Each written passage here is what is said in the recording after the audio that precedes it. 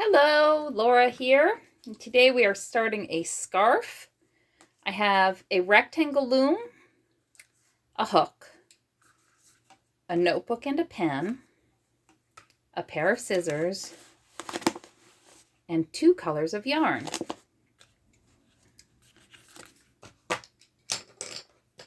Later on I'll need a crochet hook, but we're going to do that way later because that's going to take a long time if we're building a scarf.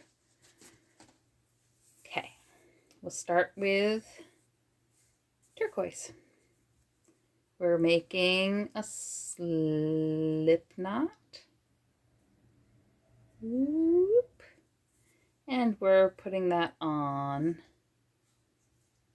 the little peg belly button that sticks out of our loom.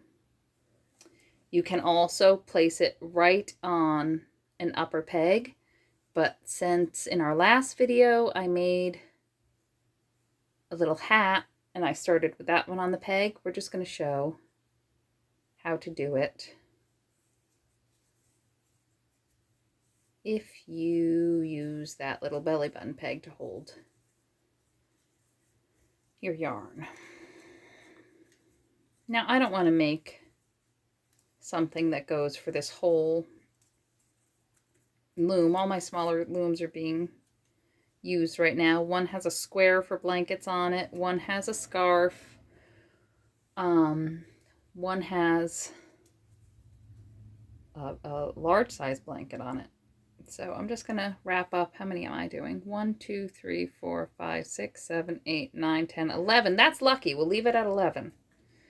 Okay, and then we're going to go back. Okay, back around. So that's a little different than when you're doing a hat, because with a hat you can just keep wrapping. Okay, now that I've got those double wrapped, I'm gonna anchor this on my belly button and I'm gonna start pulling the loops over. Now, as we have discussed before, part of what makes your knitting project yours is the decisions you will make. You can choose if you want to use a bulky yarn or a thin yarn, 1 color, 2 color, 10 colors, what stitches you want to do, how thick you want to make it. That's all up to you. Maybe I got an extra.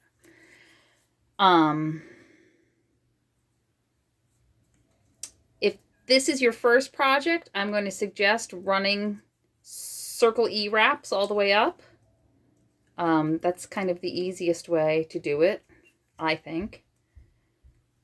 Or the blanket stitch E-wrap that I showed you in our other stitching video. Since I don't care, I can do a quick demonstration of all of those again here. But first of all, I've just popped this off, and I'm pulling out my slip knot. And I'm incorporating this straight away with my yarn. I'm doing an E-wrap here, just to give you a look at that. Now see, my yarn ran out there and I don't care. It's fine. We'll pull this over. Pull, pull, pull. Okay, so that is a knit stitch with an E-wrap. Okay, and we push it down.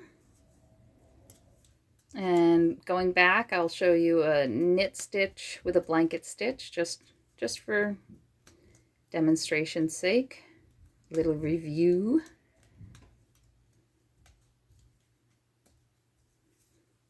We'll do an entire row of it. Now remember, we just pull it across the front and pull it across the front Pull it across the front. Pull it across the front. See, this was the first one I ever did, the first stitch I worked with. So maybe this is a good choice to be your first stitch. Perhaps. See, these first ones that you've pulled in your belly button string are a little tough if they're thicker. If you're using a very thick yarn, it can be a real pain in the butt when you've got it doubled up. But you know, you'll get through it. And if you can't do it that way, you can always leave your belly button thread until the very end of the project, and then you can put it on a yarn needle and sort of sew it into your weave to make it disappear. All right, now because I don't want to end up with a curled end, I am going to do some knit stitches to do a garter stitch. Now, do you remember knit stitches, folks? Or not knit, don't listen to me, purl stitches. We put our yarn underneath and we put our hook through the loop that's going around the peg, and we pick up the ball yarn and we remove our peg loop from the peg, and we place our ball yarn loop over the peg. Now we have a purl stitch. Again, watch closely. We're just picking that up there.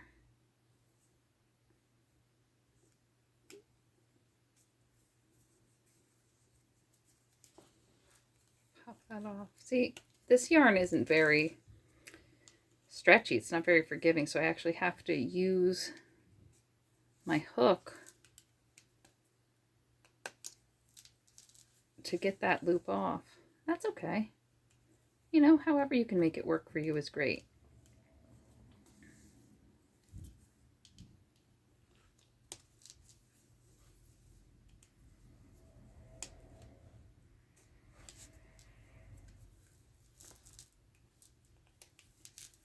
Now, all this while, I kind of missed a step, but because I was focusing on demonstrating the different stitches for you.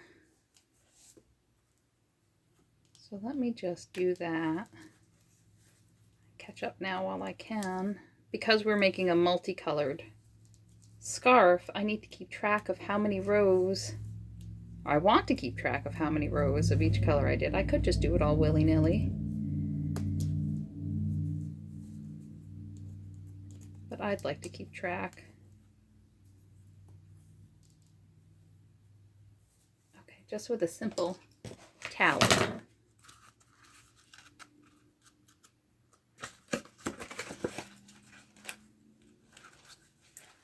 You can do tallies, or you can do K's and P's for knits and purls. I'm just going to do tallies because I know I'm going to do a row of knit and a row of purl. So we did 2 rows of knit and 1 row of purl just to get us started. But we've got 3 rows.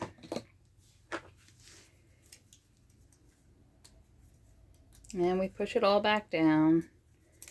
Some looms have this little line in here. I guess it's to hold your yarn in place for you or something. I don't know what it is. It just aggravates me because everything gets stuck up in there. Okay, so that was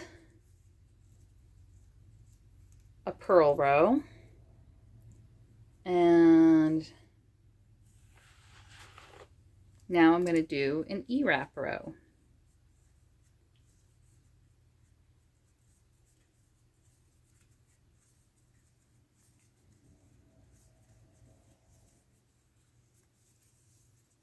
And we'll loop this down here. Oops, we're going to try to loop it down there. Give me troubles. Okay. I think you get the idea of what we're doing here.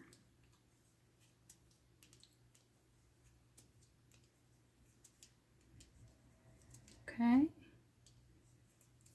Perfect. And we'll make another tally. 4 rows. Okay. We'll demonstrate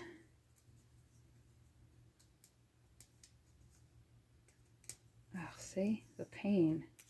This is one thing that I enjoy about needles over looms is you don't have to pick it all out afterward. Ugh, but you know, there's a lot to be said about the looms. First and foremost, I couldn't figure needles out for 42 years. And looms I picked up first try, so there's that. Not perfectly first try, of course. I've made a ridiculous amount of mistakes. Okay. So that was E-Wrap Knits. Let's do another purl, just so you can see that again, because it can be so confusing. Okay, under, hook it through, make a loop, and replace your loop. Hook that through, take off your loop, and replace it. Hook it through, replace your loop. I use all different sorts of pieces of my body. Sometimes I'll cram a loom into my belly. Sometimes I'll use my legs. I was talking with Mom about the possibility of using one just sitting on the table. Maybe. I don't know. I never have. I'm always, you know, bouncing them off my arms and thighs and pinching them between my knees, and like I said, usually they spend a lot of time squeezed into my belly. So I think that's about finding what's comfortable for you. Another thing we talked about last time was taking your loops over from the top or from the bottom. I think that's a comfort thing as well. You know, the knit stitches, not the purl stitches. The purl stitches, there's only so much you can do about that because you kind of have to loop them up.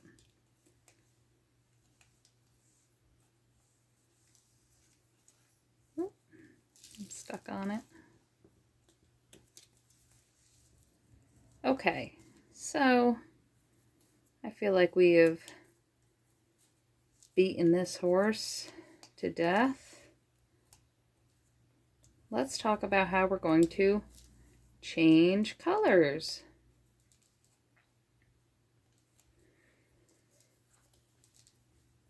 I'm going to show you how I learned to change colors first, and then I'll tell you, of course, like everything, there's other ways to do it if you feel more comfortable. Now, I'm going to be honest, I would never normally do just such a little stripe like that. Oh, see, I didn't even write my tally. I'm bad at writing down tally. So that was 5. Fine. 5 rows.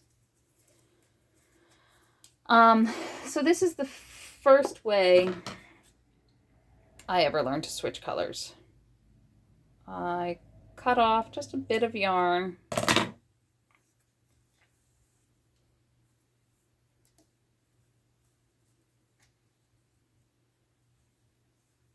And I tie on the next color of yarn right down at the base, okay? And then I pick everything up and start on my wrap.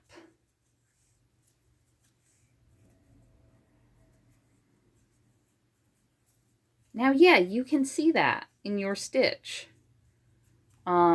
It's not super like, oh my gosh, look at that. But it's noticeable. It's a little chunkier.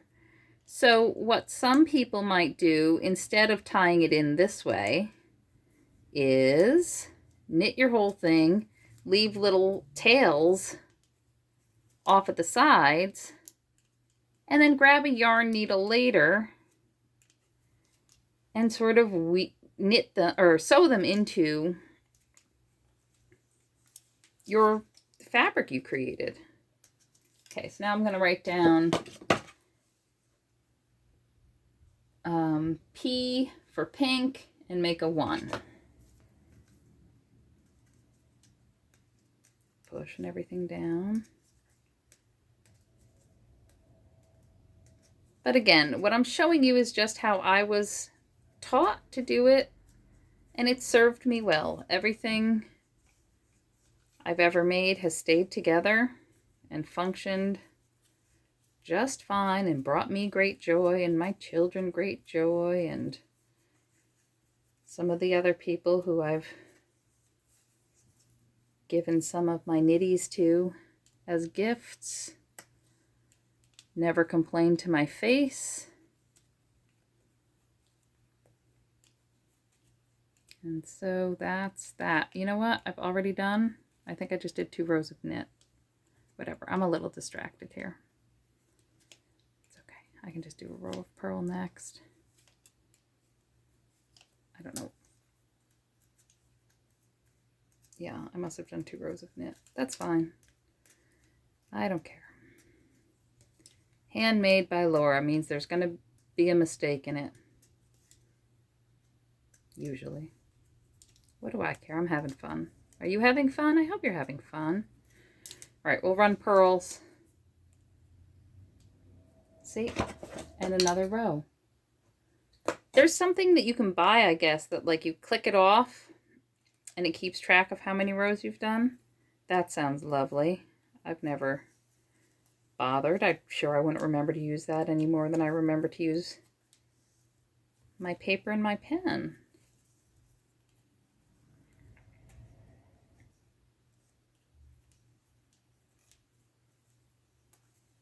Now see, this yarn has a little more elasticity to it, so I can get my purl loops off easier than with this turquoise stuff. It's so stiff. Ideally, if I was really making a two-tone scarf, like for a gift or something, not just for my bum self to wear around or whatever, I would probably choose 2 yarns that were, you know, the same. I picked 2 today that are about the same size, but they're clearly not built the same because turquoise is, like I said, super stiff. So if I were you and I wanted to make a 2-tone project, I'd probably go buy all of my yarn together. I'm kind of in the midst of a resolution, make a mark, where I'm trying to use up all of my old yarn before I go shopping for new. We'll see how that works. Turn all of my own old yarn into something. Okay, so I am not going to lie to you. A scarf can take a very long time. Now, making it thinner like this, you know, I've got some scarves that, you know, are 30 and 40 pegs wide because I like a good wide scarf. I like to be able to wrap it over my head if need be. I like to be able to double them over, get all cozy in there. So, you know, depending on how wide you make it, depending on how long you feel is good for a scarf, for you, make another mark. That's 4. We're almost up to 5 like the turquoise. You could be at this for a while. If you are looking for a nice quick project, stick to hats. But if you're content to understand, like, hey, you're just making stitches, just doing stitches, it doesn't really matter, you know, why you're doing stitches. You're just going to sit there and have some nice cozy time. What did I do here? That was, I don't know if you can tell, but the way that I tell what my last stitch was an E-wrap right at the base will make a little, will cross over itself. And a purl stitch, your yarn will be coming out here and coming out here. It won't cross. So that's how I tell what my last row was. Or you could write, you know, K and P on your paper and be really organized. I think that's a great idea. Especially if you're starting out, because it can be hard to tell the difference when you're first starting out.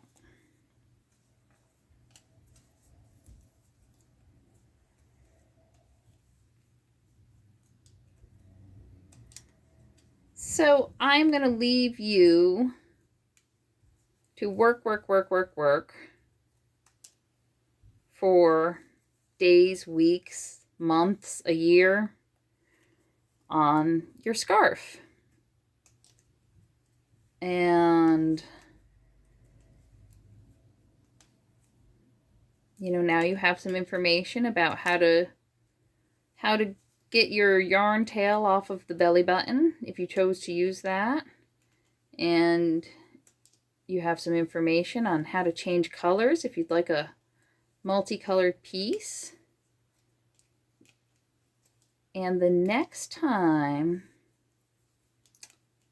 that we get together, I will show you how to cast off or bind off, take off your flat piece from your loom, because that's going to be different than getting a hat off of a loom.